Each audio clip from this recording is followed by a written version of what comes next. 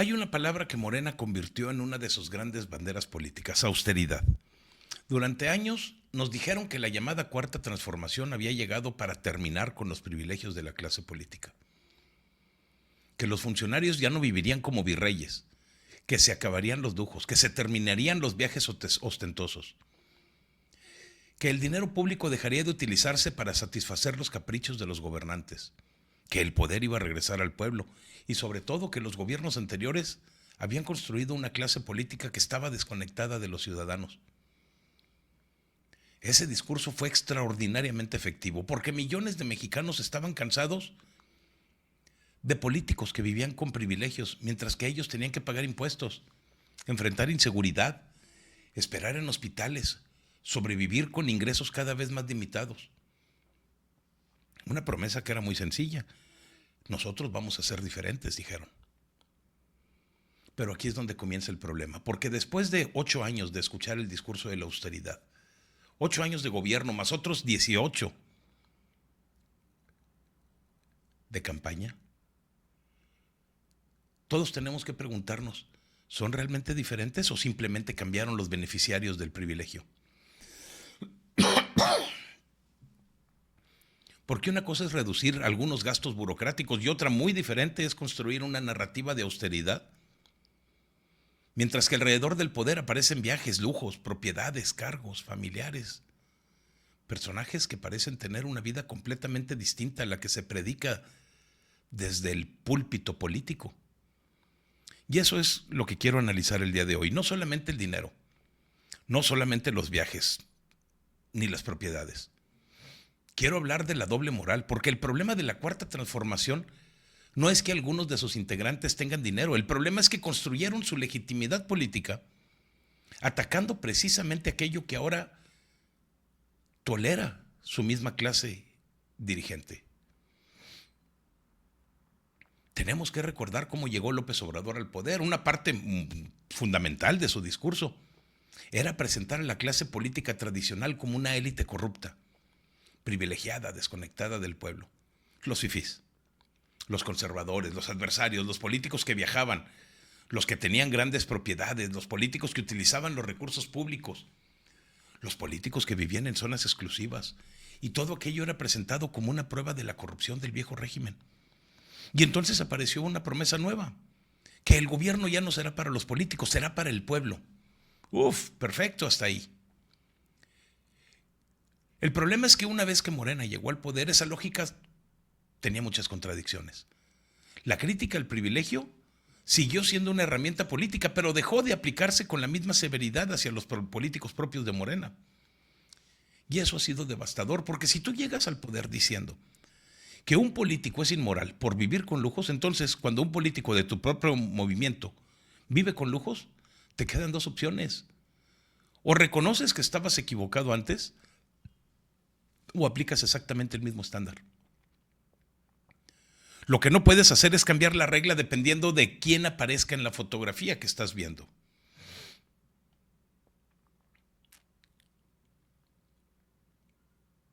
Y lo he dicho antes y lo vuelvo a decir ahorita, no hay absolutamente nada de malo que una persona tenga dinero. Un empresario puede tener una casa cara, la más cara de todo el país, de todo el mundo. Un profesionista puede viajar, un político puede tener patrimonio, un senador puede comer en un restaurante costoso, un funcionario puede tener una buena vida. Eso no es ningún delito, el problema es la congruencia. Si alguien jamás prometió austeridad, que viva como quiera dentro de la ley. Pero si alguien llegó al poder diciendo que los privilegios eran inmorales, que la clase política tenía que sacrificarse, que los gobernantes debían de vivir como la gente, entonces tiene que aceptar que se le critique. Tiene que aceptar el escrutinio del pueblo, porque él mismo construyó ese estándar. La austeridad era una convicción, no era solamente una estrategia para ganar elecciones.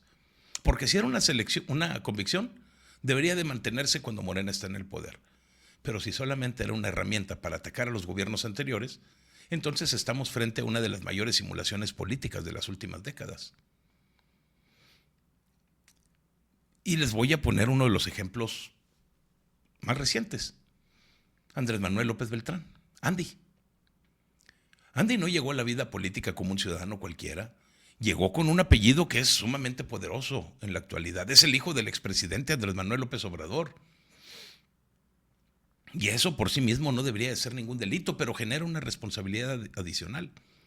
Porque si tu padre construyó toda una carrera política denunciando los privilegios, la corrupción, la desigualdad, y cuando tú comienzas a tener una presencia política importante, inevitablemente surge una pregunta. ¿Estás aplicando las mismas reglas que se exigían a los otros? Porque ahí está el problema de los viajes, los lujos, el estilo de vida. Todos los cuestionamientos públicos alrededor de los viajes de Andy han generado una contradicción con el discurso de austeridad que caracterizó al movimiento. Porque imaginen lo siguiente, un político del PRI o del PAN viaja al extranjero y aparece disfrutando de hoteles y restaurantes de lujo. ¿Qué habría dicho Morena? Probablemente lo habría utilizado como evidencia de la corrupción moral. Habrían aparecido columnas, conferencias, tweets, videos, discursos, acusaciones de hipocresía. Y qué bueno que se le cuestione, pero entonces hay que aplicar el mismo criterio cuando el apellido es López. Y ese es el punto. No se trata de atacar a Andy porque sea hijo de López Obrador. Se trata de preguntarle al movimiento que gobierna si la austeridad también aplica para los hijos del fundador. Porque si no aplica, entonces jamás fue austeridad, solamente fue propaganda. Y hay una cuestión que es más delicada, porque durante años López Obrador atacó lo que él llamaba la mafia del poder. Uno de los argumentos centrales era que las élites políticas habían convertido al Estado en una estructura hereditaria. Había familias enteras ocupando posiciones, apellidos que abrían puertas, relaciones personales que sustituían al mérito. Y aquí hay algo paradójico, porque la Cuarta Transformación denuncia el nepotismo de ayer, mientras que está construyendo las nuevas dinastías políticas, ya que cada vez aparecen más familiares de políticos importantes ocupando posiciones de relevancia. Hijos, hermanos, esposas, parientes, personajes que su única y principal ventaja es pertenecer al círculo correcto. Y entonces nosotros nos tenemos que preguntar dónde quedó la meritocracia. Porque si Morena llegó para acabar con los privilegios de las familias políticas, ¿por qué estamos viendo la aparición de nuevas familias políticas? El problema no es que un hijo político tenga talento, puede tenerlo. El problema es que el apellido no debería de funcionar como una credencial en automático.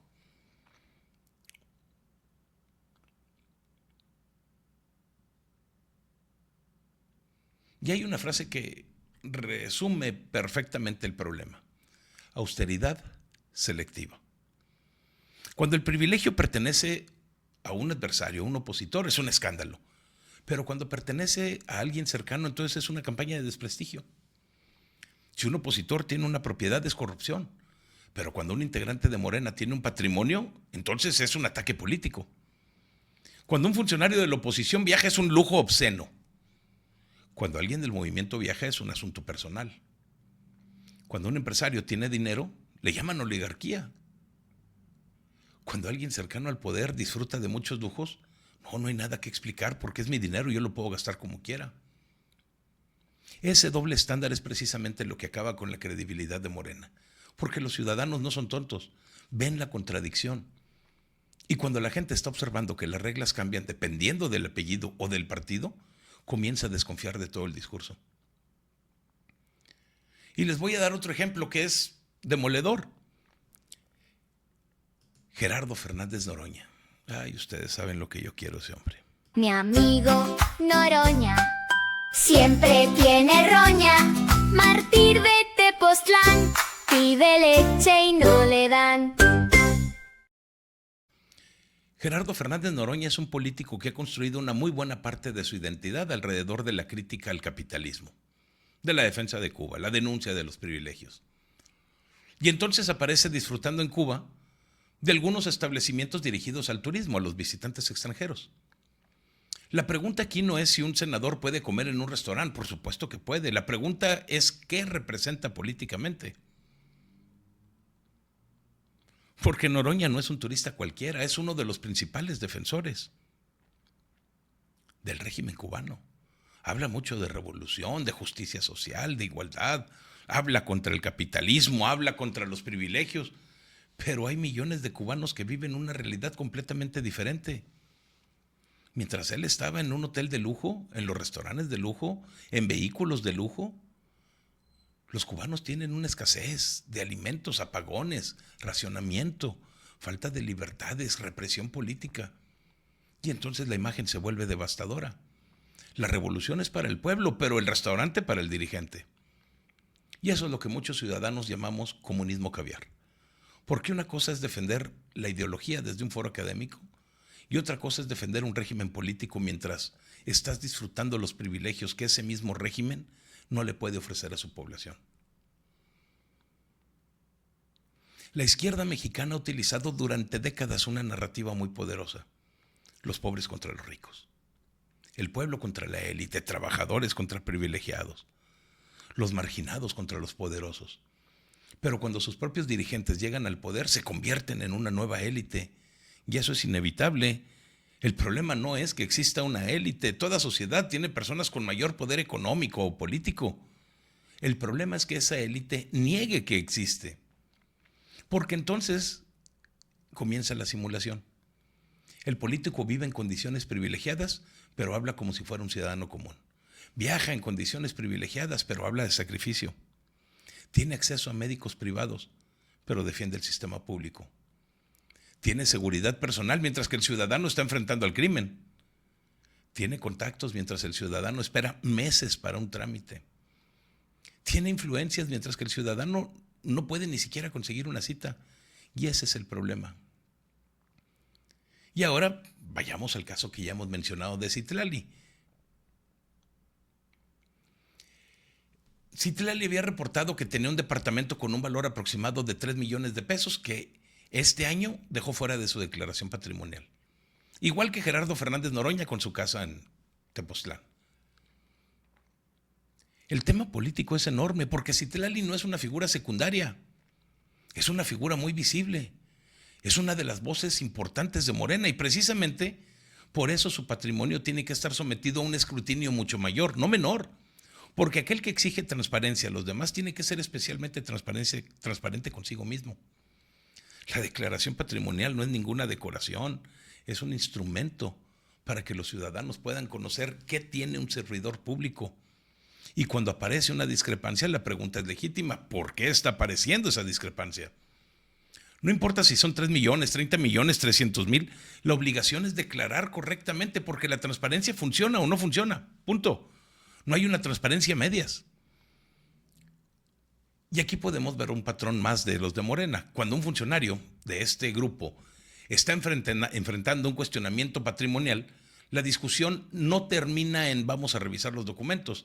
Termina en es una campaña política, es una guerra sucia, es la derecha, son los conservadores, quieren desacreditar a la transformación. Pero eso no responde absolutamente nada.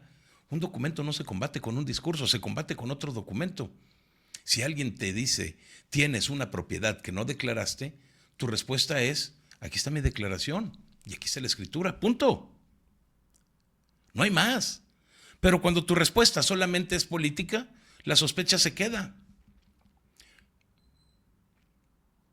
Y entonces nosotros obtenemos la certeza de que nos estás mintiendo. Porque comenzamos a pensar qué es lo que están tratando de esconder. La Cuarta Transformación prometió terminar con el gobierno de las familias. Pero hoy tenemos un movimiento político en donde los apellidos familiares pesan muchísimo. El apellido López Obrador, el apellido Batres, Monreal, Salgado, alcalde y todos los demás que se les ocurran. Algunos tienen una enorme capacidad política, otros tienen experiencia. Algunos han construido sus carreras legítimas y eso no está en discusión. Lo que sí está en discusión es, ¿se está construyendo una nueva aristocracia política? Porque si los mismos apellidos comienzan a ocupar posiciones una y otra vez, estamos reproduciendo exactamente aquello que Morena había prometido destruir. Cambió la élite, pero no desapareció la élite. Y aquí tenemos que hacer otra distinción. Austeridad no significa que los funcionarios tengan que vivir en la pobreza, para nada. Un gobierno austero significa utilizar los recursos públicos con responsabilidad. Significa eliminar los gastos innecesarios. Significa evitar privilegios injustificables. Significa rendir cuentas, evitar que el presupuesto se convierta en el patrimonio personal o político de algunos. Y eso es precisamente lo que hace tan grave cualquier contradicción. Porque si el gobierno está exigiendo sacrificios a los ciudadanos, mientras que su círculo cercano está disfrutando de privilegios, la austeridad pierde todo sentido. El verdadero protagonista de esta historia que les estoy platicando es el ciudadano. El mexicano que está pagando impuestos, el pequeño empresario, el comerciante, el trabajador, el campesino, el profesionista, la madre de familia, el joven que está buscando empleo, todos ellos están financiando al Estado. Y cuando escuchan que el gobierno debe de ser austero, ellos están esperando que ese dinero se utilice correctamente, no para construir una nueva clase política, no para financiar privilegios, ni para blindar a sus familiares, no para mantener una maquinaria partidista que mantenga a toda esta gente en el poder, sino para resolver problemas como los de seguridad, salud, educación, infraestructura, justicia, el empleo. Por eso el problema de la austeridad es bastante más profundo que una discusión sobre los viajes o sobre los restaurantes. Es un problema moral, porque Morena llegó al poder diciendo que nosotros somos diferentes, dijeron ellos, ¿no? Y cuando un movimiento construye su legitimidad sobre la superioridad moral, tiene que aceptar un escrutinio mucho más duro que los anteriores. No puedes decir nosotros somos honestos y después responder no me investigues. No puedes decir somos austeros para después explicar los lujos como es que son asuntos privados. Tampoco puedes llegar diciendo es que primero son los pobres y después construir una élite política con tus privilegios propios. Ni puedes decir el pueblo manda para después actuar como si el pueblo no tuviera derecho a preguntar. La austeridad republicana pudo haber sido una política pública legítima, reducir gastos que eran superfluos. Y eso es correcto. Eliminar privilegios injustificados es correcto. Evitar excesos burocráticos. Pero cuando la austeridad se está utilizando como arma propagandística para atacar a tu adversario, mientras que tus amigos y tu propio movimiento toleran los privilegios, eso deja de ser una política y se convierte en propaganda. Y esa es la acusación política que hay sobre Morena, que utilizó la indignación contra los privilegios para conquistar el poder, pero una vez conquistado, comenzó a construir sus propios privilegios. Y por eso hoy les quiero dejar una pregunta sobre la mesa. ¿Qué diferencia hay entre la vieja clase política y la nueva clase política de Morena cuando se trata de privilegios? Si tu respuesta es simplemente, ahora los privilegios los disfrutan los nuestros, no hubo transformación. Hubo un relevo de beneficiarios, punto. México no votó en el 2018 para cambiar quién se sentaba en la mesa del poder, votó para cambiar las reglas, para acabar con la corrupción, para terminar con los privilegios, votó para recuperar la confianza. Y si después de 8 años seguimos viendo que los familiares del poder, los dirigentes políticos, los legisladores, sus amigos, están recibiendo un trato distinto al que recibe el ciudadano común, entonces tenemos derecho a decirlo. La austeridad republicana se convirtió en una austeridad para los demás. Porque mientras que al mexicano se le pide apretarse el cinturón, el poder parece encontrar siempre una puerta lateral. Mientras que el ciudadano está contando los pesos para pagar la despensa, hay algunos dirigentes que están hablando de igualdad desde restaurantes que son exclusivos. Saludos, Citlali. Mientras el trabajador enfrenta impuestos y costos que están creciendo todo el tiempo, los políticos están discutiendo cómo proteger sus carreras para el 2027. El gobierno te está exigiendo sacrificios, la clase política sigue disfrutando de todas estas ventajas de pertenecer a la clase política. Y el nombre para eso es hipocresía, una hipocresía política, que resulta todavía más grave porque viene presentada como una superioridad moral. Nadie de esta gente llegó diciendo vamos a ser iguales a los anteriores, llegaron diciendo vamos a ser mejores que los anteriores.